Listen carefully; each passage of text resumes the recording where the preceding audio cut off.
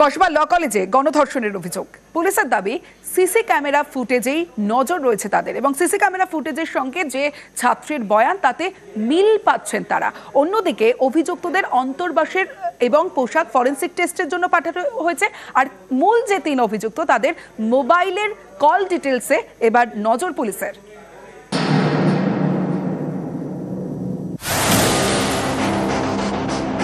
দক্ষিণ কলকাতার ল কলেজে গণধর্ষণের অভিযোগ, এই নিয়ে জোর শোরগোল। তদন্ত করছে কলকাতা পুলিশের সিট। এই ঘটনায় প্রথমে 3 টিএমসিপি নেতা মনোজিৎ মিশ্র, জায়েব আহমেদ এবং প্রমিত মুখোপাধ্যায়কে গ্রেপ্তার করে কসবা থানা।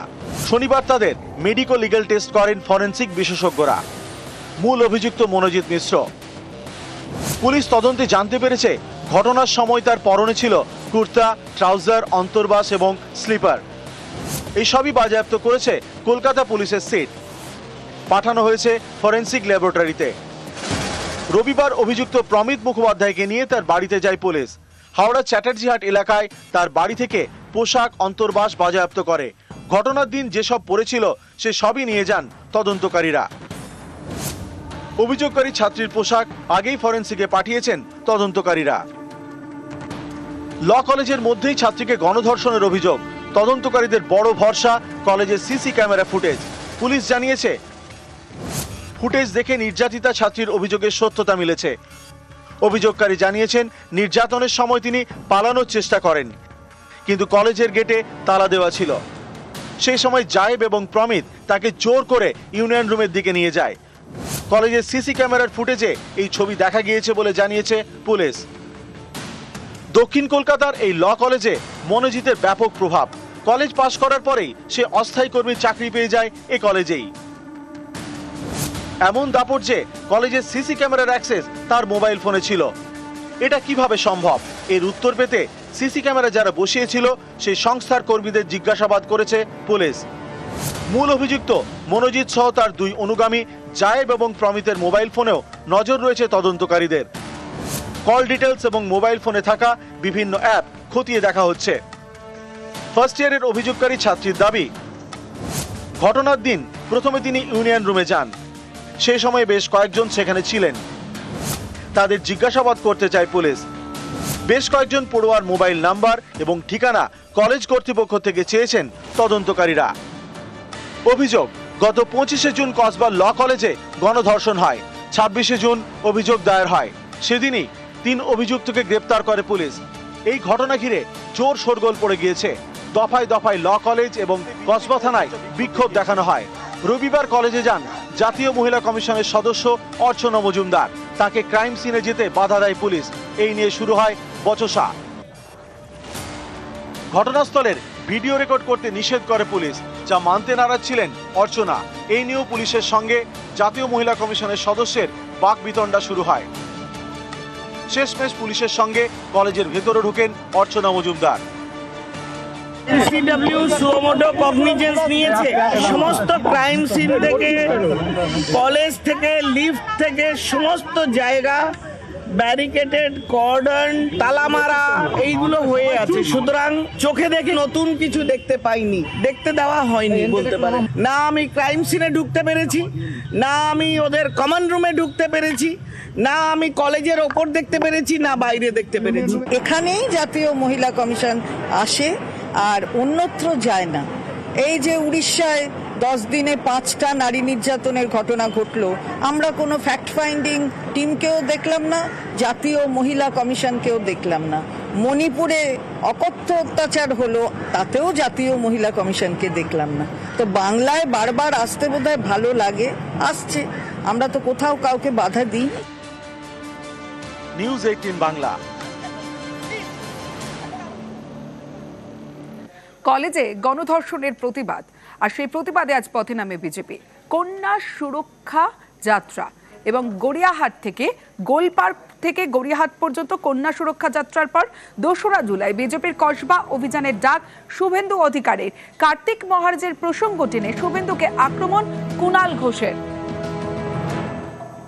আজকে কলকাতা পুলিশকে পশ্চিমবঙ্গ বিজেপি যুব মোর্চা জানিয়ে দিয়েছে আগামী 2 তারিখে কসবা অভিযান হবে।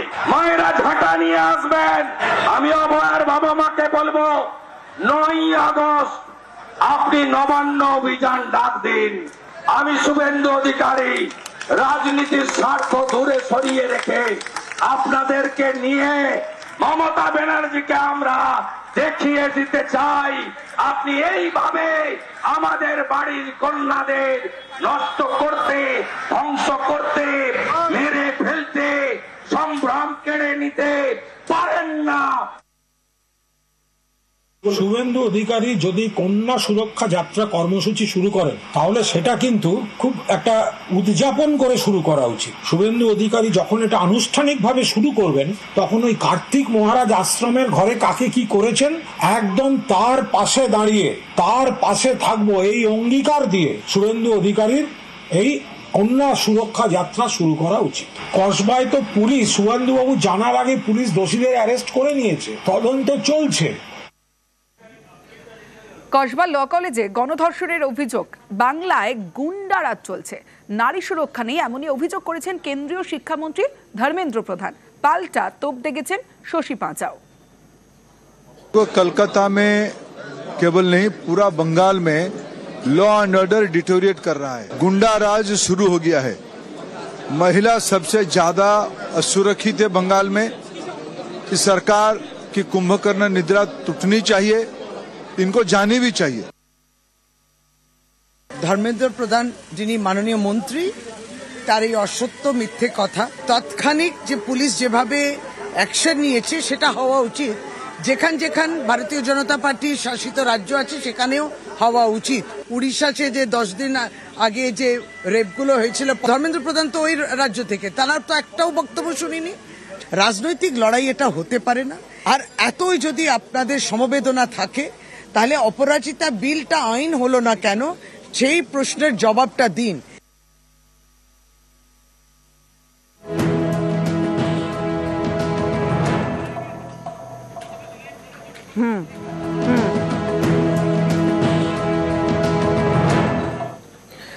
কসবা ল কলেজে গণধর্ষণের অভিযোগ, তদন্ত এগিয়ে নিয়ে যাচ্ছে পুলিশ। এরই মধ্যে তৃণমূলের 2 নেতার মন্তব্যের রীতিমতো শোরগোল এবং তাদের সাবধান করেছে তৃণমূল।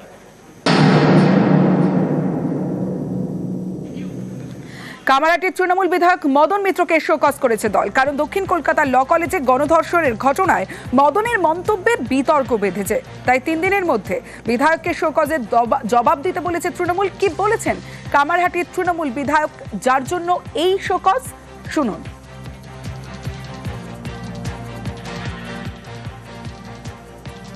वो लड़की अगर नहीं जाता तो ये घटना नहीं घटते थे। अगर जाने का टाइम लड़की किसी को बता के जाते थे, 2 सहेलियां लेके जाते थे, ये नहीं घटते। वो जो देख रहे हम, जो गंदा काम किया, वो he had taken the advantage of the situation. তবে শোকজের পর মদন মিত্রের দাবি তিনি কোনো চিঠি পাননি।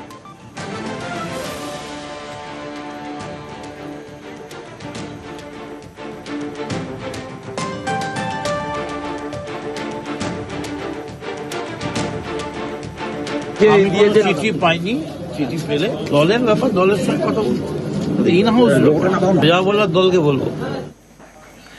শুধু মদন মিত্রই নয়, কসবা ল কলেজে গণধর্ষণের যে অভিযোগ সেটা সামনে আসার পর শ্রীরামপুরের সাংসদ কল্যাণ বন্দ্যোপাধ্যায় তিনিও মন্তব্য করেছেন, দাঁড়িয়ে বিতর্ক দানা বেঁধেছে। আর তারপরেই মৌহার সঙ্গে শুরু হয় কাজিয়া।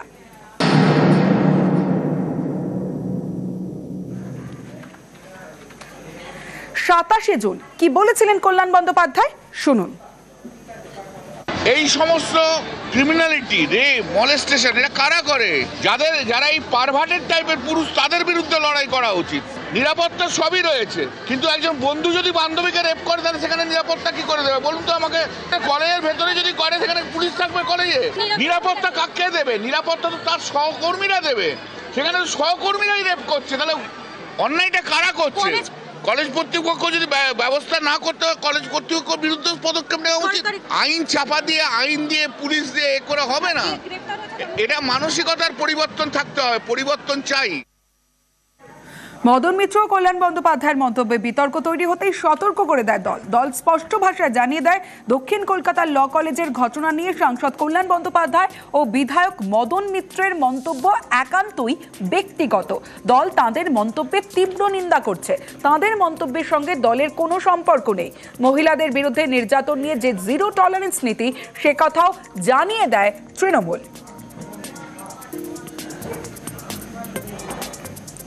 তৃণমূল কংগ্রেসের এই বার্তা সোশ্যাল মিডিয়ায় রিপোস্ট করেন কৃষ্ণনগরের সাংসদ মহুয়া মিত্র। নাম না করে কল্যাণ বন্দ্যোপাধ্যায়কে আক্রমণ করে তিনি লেখেন, ভারতের নারী বিদ্বেষ দলীয় সীমানা ছাড়িয়ে যায়। তৃণমূল অন্যদের থেকে আলাদা কারণ এই ধরনের জঘন্য মন্তব্যের নিন্দা করে। সে যেই বলুন না কেন, এতেই ফের একবার কল্যাণ মহুয়া কাজিয়া প্রকাশ্যে। মহুয়াকে পাল্টা আক্রমণ করেছেন কল্যাণও। শুনুন। ও বলেছে তো আমি নারী বিদ্বেষী, তাই তো টুইটটা। মহুয়া মিত্র, নারী বিদ্বেষী আমি নই, আমি নারীদের জন্য সবচেয়ে বেশি কথা বলি। আর মহুয়া মিত্র এতটাই নারী বিদ্বেষী যে কৃষ্ণনগর পার্লামেন্টে কোনো মহিলা কর্মী ভালো নেত্রী যারা তাদেরকে উঠতে দেয় না। আপনি আমাকে নারী বিদ্বেষী বলছেন? আমি নারীদের শ্রদ্ধা করি, সম্মান করি। এটা আমার কনস্টিটিউশন কেন সারা পশ্চিম বাংলা জানে। আমি একটি নারী hater, that is Mahua Moitra. I hate her. নাম না করে কুণাল ঘোষকে তীব্র আক্রমণ করেছেন মীনাক্ষী মুখোপাধ্যায় কালীগঞ্জের সভা থেকে। আর পাল্টা মীনাক্ষী মুখোপাধ্যায়কেও আক্রমণ করেছেন তৃণমূল নেতা কুণাল ঘোষ। সারদাতে চুরি করেছে নির্লজ্জ বেহায়া একটা রাজনৈতিক দল মুখপাত্র করে ওই সুরের বাচ্চাকে বসিয়ে রেখেছে। আর তার ভাষণ শুনবো, তার ভাষণ সে বলবে পশ্চিমবঙ্গের রাজনীতি কি হবে। সে আমার বাবা মা টেনে তারা অপমান করছেন। এটা হচ্ছে সিপিএম এর সংস্কৃতি। বাবা মা দুজনেই আরজি করে স্টুডেন্ট। আমার বাবা ডক্টর কল্যাণ ঘোষ পিজি হাসপাতালের বায়োকেমিস্ট্রির হেড ছিলেন, যিনি বলেছেন তার বাপ ঠাকুরদার কাছ থেকে জেনে আসুক কোন পরিবার কাদের সম্পর্কে কথা বলছে। রইল বাকি সারদা। 1 ইঞ্চি প্রমাণিত হয়নি কুণাল ঘোষ কোনো জায়গায় কোনো দুর্নীতি করেছে। সিপিএম এর গণশক্তি এই সারদা সহ সবকটা চিটফান্ড থেকে কোটি টাকা বিজ্ঞাপন নিয়েছে, সেটা একটু গণশক্তিকে প্রকাশ করে দিতে বলুন না। ওরা আমাকে সহ্য করতে পারছে না। ওরা করেছে, ওদের পারিবারিক সংস্কৃতি।